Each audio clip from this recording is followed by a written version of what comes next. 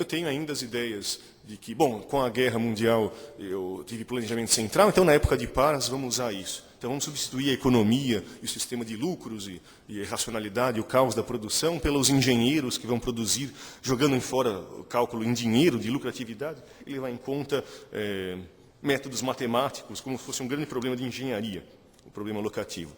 Tá?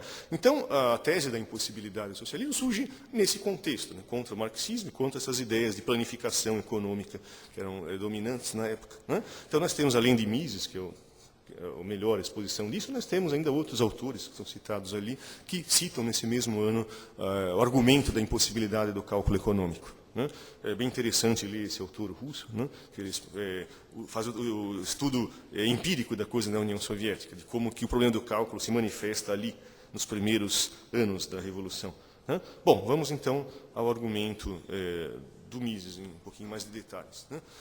Bom, como ele parte, segundo, da mesma forma que Marx, imaginando que existe uma espécie de mercado de bens de consumo. O que é crucial é o mercado de bens de capital. Né? Existem, pode ter cupons, que as pessoas ganham cupom, vale horas de trabalho ou algo parecido. Né? E eu troco aquilo por bens de consumo final. Né? O grande problema, a cruz da questão, está na avaliação dos bens de capital. Né? Porque os bens de capital, lembrando da teoria austríaca do capital, né, que eu tenho várias fases, bens se transformam em outros, que se transformam em outros, e isso, quanto mais complexo for o sistema econômico, a gente perde de vista os caminhos possíveis que cada bem de capital pode seguir. Né? Se isso é verdade, eu tenho uma complexidade enorme daquele problema locativo. Então a questão é, o que eu faço com os recursos? Será que certos usos dos recursos são mais proveitosos do que outros usos? Não dá para acessar isso sem um guia, então, mas existe uma infinidade, eu vou estar perdido num labirinto de infinitas possibilidades, argumenta Mises. Né? Então, o que eu preciso? Um compasso, né? Uma bússola que diga como que eu faço esse tipo de alocação, como cada agente faz essa alocação. Né? Então, os agentes, os empresários, eles têm que fazer um cálculo dos usos alternativos dos recursos, usando como compasso o sistema de preços. Né? Dentro do sistema de preços tem ali contido informações sobre o custo de oportunidade, o melhor uso alternativo dos recursos. Então, eu posso avaliar se um certo projeto empresarial é proveitoso, é lucrativo ou não.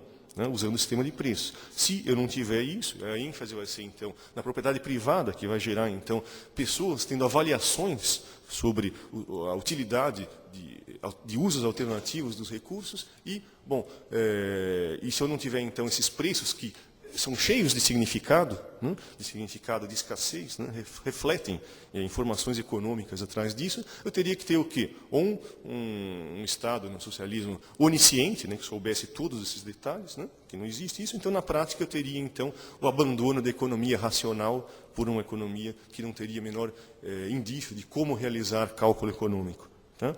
Então, é significativo o termo que ele usa. Existe uma espécie de divisão intelectual do trabalho. Eu trabalho num setor, brinquedos. Eu sei só sobre demanda, quantas de crianças, quantas crianças eu espero que vão nascer, as tendências da moda de brinquedo. Eu não sei nada sobre usos alternativos do recurso. Eu uso um plástico que é usado numa indústria Y, que eu não tenho a menor ideia qual é. Mas existe uma grande inovação ocorreu lá, as pessoas querem aquele produto Y que eu não conheço. Eu tenho que economizar o recurso, parar de usar o plástico na produção dos meus brinquedos. Eu não preciso saber de tudo. Então, há uma divisão intelectual do trabalho.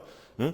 Eu olho os preços e os preços me permitem fazer uma apreciação, uma avaliação do uso daquele recurso. Bom, já no artigo original já temos uma ênfase que isso é importante conforme... Bom, eu tenho lá na teoria do equilíbrio geral os 3 fundamentos da economia. Eu tenho as preferências. Eu tenho as tecnologias, como que eu transformo um bem em outro. Eu tenho os recursos disponíveis para serem transformados. O problema é como usar os recursos para atingir aqueles fins, né, de forma descentralizada. Né? Bom, se o problema fosse sempre o mesmo, esse problema seria irrelevante.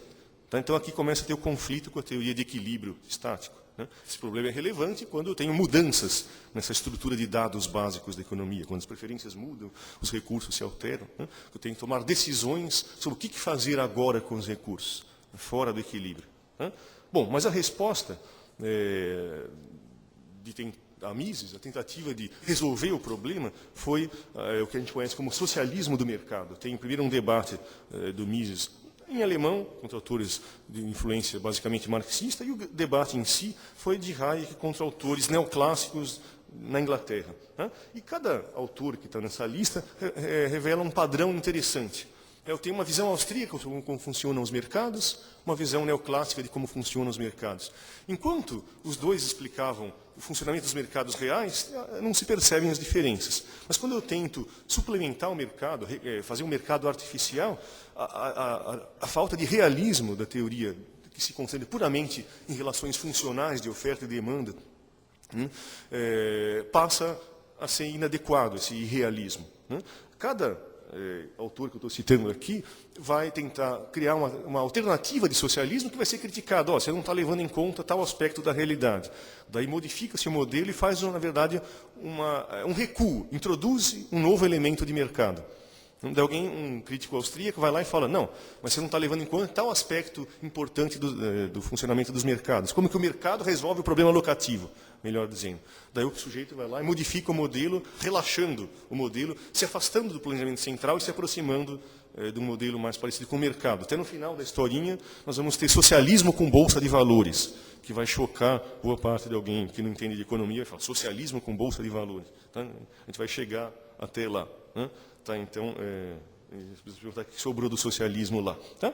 Então, a diferença metodológica aqui é usar a teoria econômica não para explicar princípios de funcionamento de uma sociedade, mas sim para construir um mercado artificial. Então, a única citação que eu gostaria de colocar é essa. Né? Um desses autores, o Dickinson, escreve isso daí que está escrito aí. Né? A sociedade capitalista, com seus desvios do equilíbrio devido à desigualdade de renda, a ignorância mútua dos empresários, é uma aproximação imperfeita da teoria ideal. Né? O sistema econômico de equilíbrio descrito pelos autores, Bombaverk, Wieser, Marshall, Cassel, não são descrições da sociedade presente, mas visões proféticas da economia socialista do futuro. Né? É aquela coisa, eu tenho a teoria da competição perfeita construída para explicar o mundo. A teoria é uma simplificação, toda simplificação teórica é muito pobre em relação à realidade, à complexidade da realidade. Bom, ele tenta substituir a realidade pelaquela simplificação. Bom, se a realidade não dá certo, não é parecido com a teoria, eu tenho que forçar a realidade aos moldes da teoria. Eu preciso deitar a realidade no leito de Procusto da teoria da competição perfeita. Né? Então, essa é a tentativa do socialismo de mercado, que vai fracassar justamente por irrealismo dos pressupostos da teoria tradicional, que não consideram os aspectos fundamentais do funcionamento do mercado. Se abre um livro de microeconomia, não existe uma única menção à ideia de propriedade privada. E será que isso não é relevante para explicar o funcionamento dos mercados? Por exemplo, né? Pego Varian, 1000 páginas, eu desafio vocês contarem quantas vezes a palavra propriedade privada aparece. Acho que 2 ou 3 vezes, num contexto que a gente vai discutindo mais para frente. Tá? Então, esse é o que está sendo dito aqui. A questão metodológica é a cruz para entender o debate, na minha opinião. Tá? Bom, primeiro vamos ver brevemente as tentativas de solução. Primeira coisa, o Dickinson. Vamos fazer o seguinte. O socialismo, de novo, estatística é coisa de liberal, não, estatística é coisa de comunista. Né?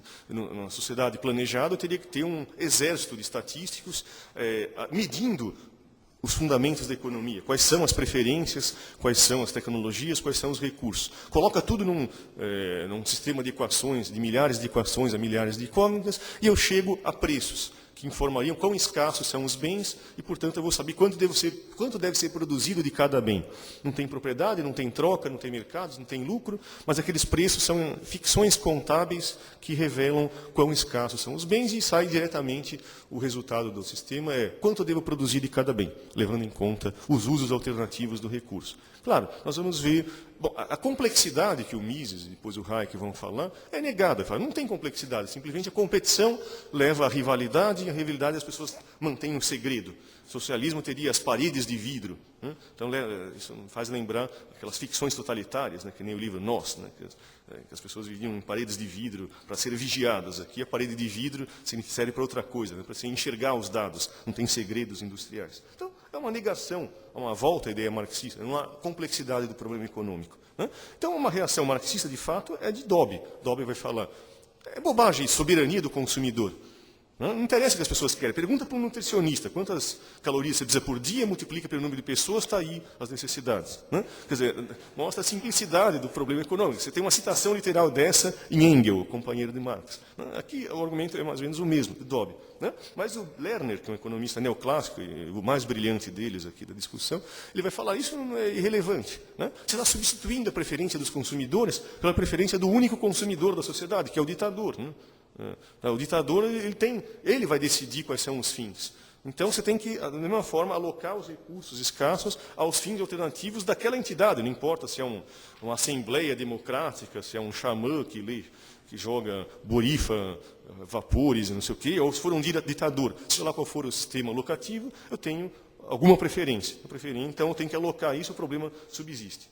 Bom, a solução mais clássica, que a mitologia da história do pensamento econômico coloca como refutou o Mises, foi a proposta do Lang. Claramente, não dá para se pegar aqueles dados todos da economia. Aquele exército de estatísticos não é uma coisa viável. Então, essa proposta vai tentar relaxar isso. Vamos, então, em vez de suprimir os mercados, simular os mercados. Imagina que o Stalin, então, funciona o papel do leiloeiro valrasiano, que é aquela figura da teoria neoclássica. O sujeito fala, todos os bens da economia custam R$1. A Ferrari custa R$1, um ioiô custa R$1, o teu salário é R$1. Das pessoas, quanto vocês querem produzir? Bom, todo mundo quer comprar Ferrari, ninguém quer comprar um ioiô. Daí eu computo o excesso de demanda e o excesso de oferta dos bens. Quanto está faltando, quanto está sobrando dos bens. E vou ajustando os preços até que eu chegue em um preço artificial de equilíbrio. As firmas vão dizer quanto querem produzir baseado em regras de minimização de custo. Eu vou produzir, dado aqueles preços arbitrários, quanto custa produzir cada coisa, e mais tarde é uma modificação, para dizer, eu devo produzir enquanto o ioiô for mais barato do que R$1, que foi o preço do ioiô, eu produzo o ioiô, daí eu paro. Então essa é a regra. As firmas não vão maximizar lucro, não vão, segundo a teoria neoclássica, não vão ter atividade empresarial, elas vão seguir regras contábeis, de minimizar custo, basicamente. Isso também vai ser sujeito a críticas. Esse autor imagina que você precisa reajustar os preços uma vez por ano, talvez colocando num supercomputador, você coloca essas informações e faça uma rodada de um grande leilão, uma vez a cada 6 meses, uma vez a cada ano. De novo, é uma compreensão muito pobre da necessidade de alocação econômica ao longo do tempo, em tempo real, na verdade. Então, Durbin, que é o melhor autor desses daí, mas é pouco conhecido porque quem faz a história é o Oscar Lang, vai perceber isso e vai pôr uma coisa mais descentralizada ainda. Não, os preços são modificados no dia a dia, eles são descentralizados, então é mais uma concessão. Quem determina os preços não é mais o governo. Então, os preços são determinados por cartéis que operam, são firmas estatais que operam cartéis em cada um dos setores da economia. Só que, na constituição deles, eles têm que pautar suas decisões pelas regras da teoria neoclássica, minimizar custo médio. Então, não importa, para quem não estudou economia, esses gráficos aqui, mas seria um ponto nesse gráfico que reflete custos, eu tenho que produzir segundo essa regra. Uma regra de minimização de custos. Então, é a solução ainda mais frouxa do Durbin. E tem, finalmente, a crítica do Lerner, que esse gráfico eu não vou ter nenhuma esperança de explicar. Eu pelo menos coloco a respeitabilidade. Isso aí deve ser difícil o que está atrás disso. Bom, mas, em todo caso, ele vai corrigir a consistência lógica dessas propostas, dizendo não interessa minimizar custo. Minimizar custo produz zero, você minimiza custo. O que é importante é a relação entre o benefício e o custo. Quanto estou disposto a pagar e qual é o uso alternativo do recurso, que é o custo de oportunidade. Então, a regra deveria ser, produza enquanto o preço for superior ao custo marginal, o custo de uma unidade a mais. Essa deve ser a única regra que deve ser levada em conta nessa brincadeira de mercados. E a outra contribuição dele vai ser, não importa as instituições. Se o problema existe, de similitude formal, então tem solução. Então vão existir mercados no socialismo. É a posição dele.